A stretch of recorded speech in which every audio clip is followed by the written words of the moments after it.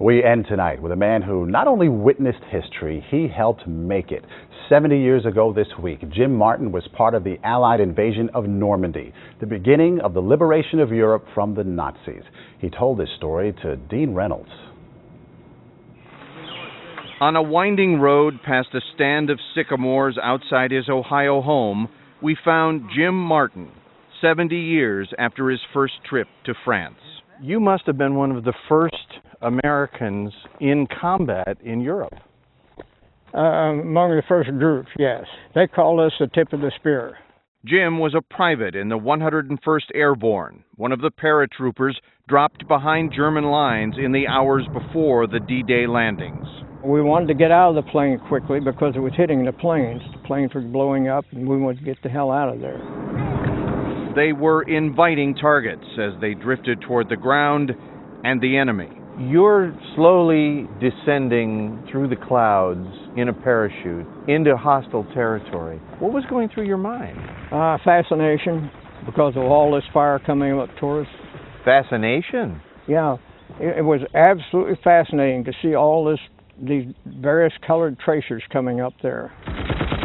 Their mission was to keep the Germans from reinforcing their troops on the dunes. Jim and his comrades landed right in the middle of those German reinforcements. That was a slaughterhouse.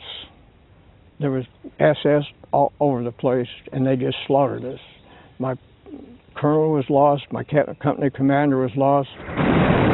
But what was supposed to be 3 days of fighting in Normandy went on for a month. That's the way we were trained. We accepted that. And no matter how many people are there against you, what the odds are, doesn't matter. We're going to win. Jim went from Normandy to fight in Holland, where he was wounded. From Holland to the Battle of the Bulge in Belgium. And from Belgium to Berchtesgaden, Germany, Adolf Hitler's retreat in the Bavarian Alps. Did you ever think you were going to die? Sure, every day. How do you get over that? You just have to accept it. If you're going to worry about dying all the time, you can't fight. Jim is 93 now, one of the few left who can talk firsthand of a time when he says right was right and wrong was wrong and everyone knew the difference. And here's the best part. This week, he's going back to Normandy, where he intends to parachute, yes, parachute, onto the same soil he touched 7 decades ago. I'm not usually looking for records or anything, but that would give me a great deal of satisfaction. Bon voyage, Jim. Bon voyage. Dean Reynolds, CBS News, Xenia, Ohio.